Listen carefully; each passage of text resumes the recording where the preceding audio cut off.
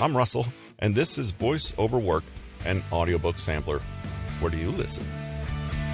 Today is Tuesday, August 9th, 2022. This week we're featuring the book How to Self-Learn by Peter Hollins, and today is the chapter-by-chapter preview of this audiobook. How to Self-Learn focuses not only on learning, but what it means to direct your own learning. Anyone can read a book, but what about more?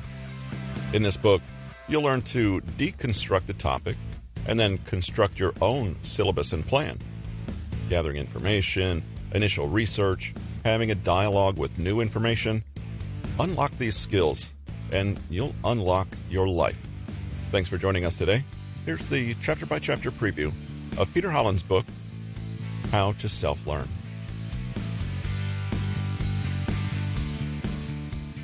Chapter 1, The Right Attitude. Learning Misconceptions. Whether you're studying for an important exam or simply working toward your self-development goals, knowing how to learn will be an important determiner of your success. Perhaps one of the biggest problems with effective learning is not that people lack the memory, skills, or intelligence to learn. It's that they lack the knowledge of how to do it properly. Even experienced teachers and professionals can have outdated and unfounded assumptions about the best way to encourage the human brain to learn as much as it can. In this book, we'll be looking at ways to shift your attitude toward the learning process so that you can not only be more effective at reading, taking notes, remembering, and staying organized, but also be more capable of deeper conceptual understanding. We'll consider not only handy tips and tricks, but also take a closer look at the attitudes, mindsets, and overall principles that underpin genuine learning. First, though, we'll consider what stands in the way of effective learning, the popular misconceptions about what learning is and how it happens. The evidence-based scientific facts tell us that our conventional understanding about learning is sometimes wrong. For example, a study by Simmons and Chabris in 2011 found that people believed that the memory works like a video camera, whereas there is zero empirical evidence to support this idea. Here are some other common myths to drop before we continue to more evidence-based strategies and approaches in the remaining chapters. Myth 1. To learn better, study for a longer time. Wrong. The phrase, work smarter, not harder, comes to mind. Are you one of those people who looks up at the clock at the end of a grueling study session and considers it a success if a lot of time has passed? Do you write study 2 hours on your to-do list? This myth is a lot more pervasive than it first appears, but it may hint at a misunderstanding of how the brain actually works. It sounds obvious, but merely putting in the hours at your desk is not the same as truly grasping material, storing it, and remembering it for the long term. Myth 2. Students know best. In fact, you may be a poor judge of how well you're learning and not great at self-regulating your study. Without knowing it, you may avoid challenging material. Hartwig and Dunlosky in 2012 found that students often choose strategies with zero scientific backing. And Kwl and Bjork in 2007 claim that students' intuition about the best approach is not usually trustworthy. Maybe you're going through some vocabulary flip cards or practicing math problems. You may decide that you've practiced enough, but could that just be your laziness talking? Myth 3. If you've learned it, you'll remember it. When it comes to memory, many of us assume that once something is drilled into memory, it stays there. But cognitive researchers and learning scientists have discovered that the memory is a complicated, dynamic process. Your natural tendency is actually to forget, unless you're actively trying to avoid it. Some estimates have us forgetting around 80% of what we've learned within 1 or 2 weeks. Unless we deliberately do something to mitigate the effects of this forgetting curve, we will never properly retain information, and we can never be said to have properly learned anything. However, if we don't understand... Chapter 2, Developing Reading, Note-Taking, and Writing Skills. We've considered ways to cultivate the optimal learning mindset. Now, it's time to put those attitudes to work. In this chapter, we'll explore a big part of what makes up most people's learning, reading. Effective study needs a focused strategy for taking in, processing, and organizing everything you encounter. The first step, understand exactly what you're reading.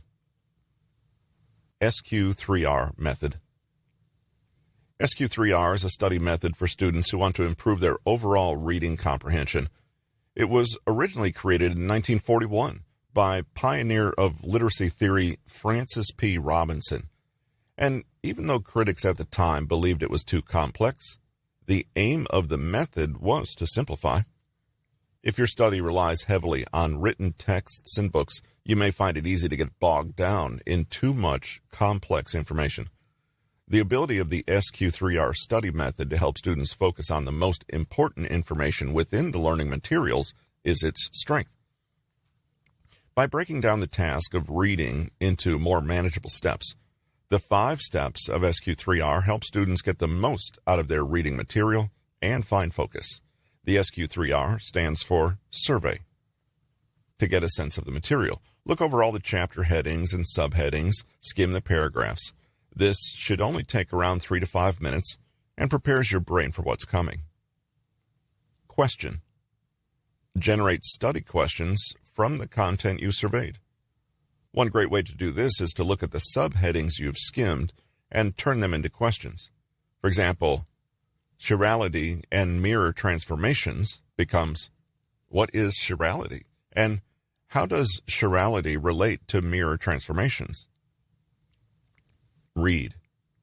You begin reading the text while answering the chapter questions as well as the self-generated questions you created in Step 2.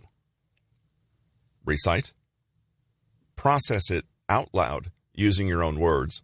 Reading and reciting should take the most of your time. Review. Check all of the same headings you identified in Step 1 and summarize all the information in your own words. You could also incorporate diagrams and mind maps. It really is as simple as that. Here's an example. Let's say you're working your way through some heavy philosophical writings. You're trying to gain a deeper and more sophisticated understanding of the social and cultural events leading up to the French Revolution, and, in particular, the influence of the writings of the Marquis de Sade and later Mary Wollstonecraft. You first read through everything, i.e., survey, and take note of the chapter headings, the various quotes and highlighted sections, and the labels on the images. You get a sense for how long each piece might take to read, and notice that 2 of the works you've chosen are by the same author. You get a feeling for what you're getting yourself into, but you don't actually read anything yet. Out of this skimming, some questions start to bubble up in your mind, i.e., the question stage. What are the authors of each of these pieces trying to achieve? Do they agree with each other, or are they presenting completely different accounts? What is each one focusing on? And are they all equally useful in helping you reach your learning goals? Maybe you start wondering if there are, in fact, better resources out there, and how you might find them. Eventually, you sit down to read, with or without jelly beans, but you go slowly this time, section by section. You bear in mind your original questions. Chapter 4, Deep Learning Approaches. The Feynman Technique. We've covered the optimal attitude to bring to your learning, as well as a few key reading, note-taking, and memorization strategies that will form the basis of your study, whatever you've chosen to learn. However, learning goes well beyond merely processing and organizing bits of information. While there's lots to be said for a good memory and keeping information well managed, some kinds of learning require much, much more from us. In this chapter, we'll look at several approaches for developing deep learning skills within ourselves so that we gain a richer, more sophisticated, and more comprehensive grasp of what we're learning. If we do this, we haven't just learned a topic, but we give ourselves the chance to argue against it, engage with it, or even generate a unique and creative response that's all our own.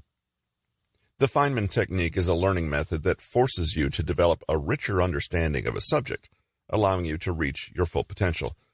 The method was developed by Richard Feynman, an award-winning physicist who won the Nobel Prize in Physics. His true superpower, however, was his ability to explain complex subjects to others in simple terms.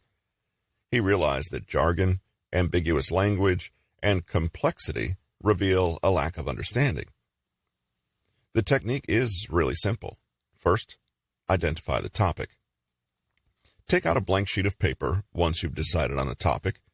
As if you were teaching a child, write down everything you know about the subject you want to understand. Second, teach it to a child. Use only simple words and words that a child would comprehend. Third, identify knowledge gaps.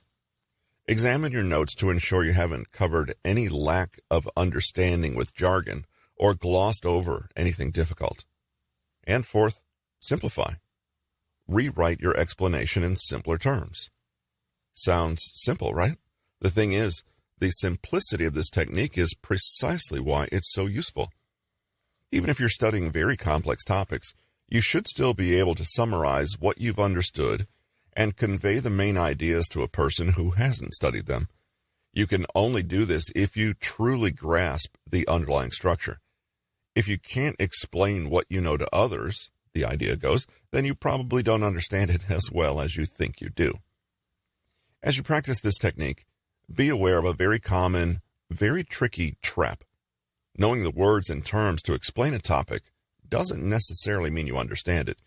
It's so tempting to get carried away with jargon and specialist terms and to simply regurgitate secondhand explanations, fooling yourself into believing that this means you really get the deeper truths those explanations are pointing to. But how can you say you've learned something, and how could you remember it if you don't truly understand it? All you're learning and remembering are superficial concepts and words, not the concept itself. In using the Feynman technique, the trick is that you're not actually explaining the concept to a child. You're explaining it to yourself. Try it. You may be surprised at just how poorly you understand the thing you thought you did. Let's take a closer look at each step with an example. First, identify the topic. Feynman invented the entire field of quantum electrodynamics, so don't feel that any topic is too difficult. Let's say that you want to explain the concept of natural selection and survival of the fittest, a topic many believe they understand but really don't. Pick a simple, not easy, simple and straightforward topic to focus on.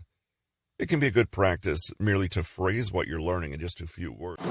Chapter 5, The Bigger Picture. KWL. At this point, having discussed so many different techniques, approaches, and strategies, you may be wondering just how to bring everything together. Should you use all the techniques? The answer is no. In this chapter, we're looking at how to take everything we've learned and bring it together to form a strategy that's simple and manageable, but also effective. One simple way to keep organized is to use the KWL approach. KWL, know, want to know, and learned, is a useful acronym not just for reading with purpose, but for helping you stay organized as you plan your study program. This approach is primarily used to organize your study process and stay tuned into your sense of purpose, but it's also a surprisingly effective way to boost memory. This is because you're constantly inviting yourself to check in with what has made it into long-term memory banks, what hasn't, and what you'd like to do about it. This technique only takes a few minutes, but will spare you from drilling material you already know and missing material that needed more of your attention. Simply draw 3 columns on a page and title them What I Know, What I Want to Know, and What I Learned. Now you can use this chart both before and after your learning to help you keep track of your progress and stay focused on your goals. Like the main idea web, this technique helps you discern between what has already been understood and what is still being mastered. This alone lets you shape your path forward. In Know, make a list of everything you know about the current topic. What have you already learned, heard, or experienced about the subject? What's the situation? What's the author's name? When was the text written? Who published it and why? Imagine you're getting a lay of the land and sketching out the boundaries of a new realm you're exploring. This step could consolidate the learning you've already done on this topic, or it can be a nice starting point for a completely new topic. In fact, you may be surprised by just how much you already know about even brand new topics. In Want to Know, continue your pre-reading preparations by making a list of what you want to learn after your learning session. Don't just jump in. What exactly do you want to know? Use the questions who, where, what, why, when, and how. This is like charting a route through the new territory. What you write in this column could be about your personal objectives, but in academic reading, it's more likely to be about what you need to learn from the reading for your class. Either way, you need the focus that a few goals will bring. Even before you dive in to read or investigate, can you find ways to connect what you want to know with what you already know? Are you expecting to have your preconceived ideas challenged in any way? In Learned, you answer and record the questions you posed above. As you read or study, make a list of the text's essential points, as well as anything surprising, contentious, or difficult to understand. Compare and contrast what you're learning, both with what you wanted to know and what you already know. Have you achieved what you set out to achieve? Have you found ways to correct previous misunderstandings or expand a previously limited view? The Kwl Approach is really all about reminding yourself of your ultimate learning goal to continually master the things you currently don't understand. Here's a few examples to show how flexible this approach is and how. Chapter 3, Boosting Memory. Retrieval Practice.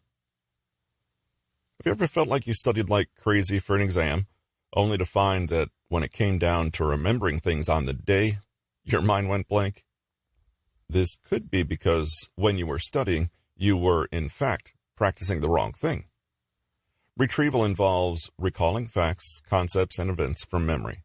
Simply put, when we do retrieval practice, what we're practicing is this act of remembering. This is what matters, since this is the behavior we most want to master and replicate. The act of retrieving something from your memory strengthens the connections that hold it there, making it more likely that you'll remember it again.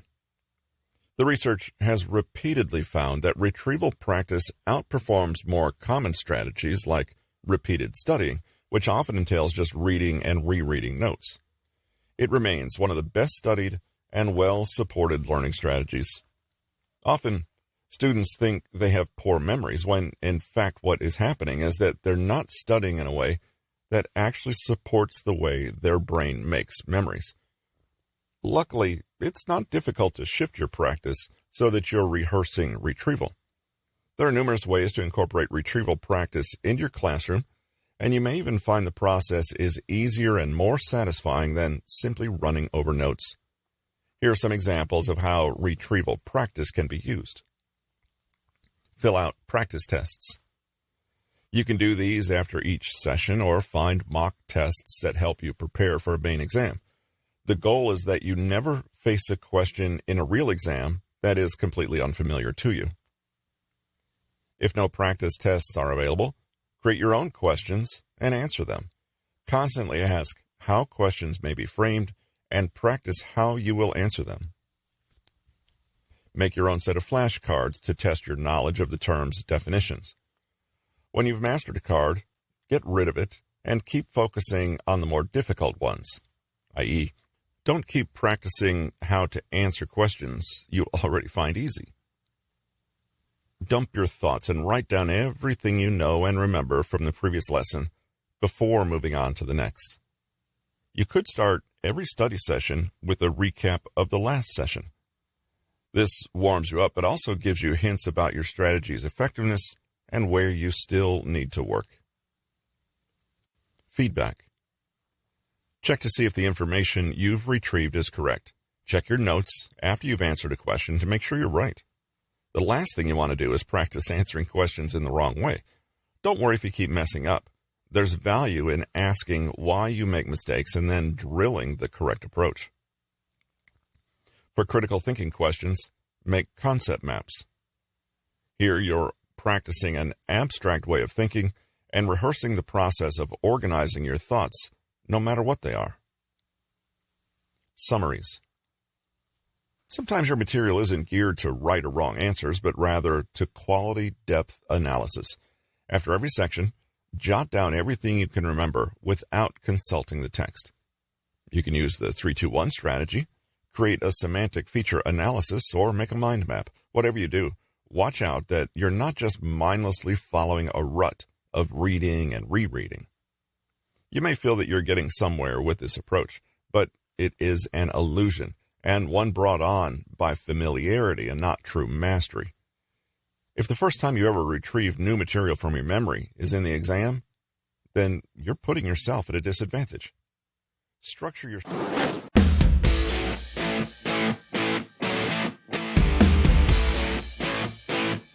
You've just listened to Voice Over Work, an audiobook sampler.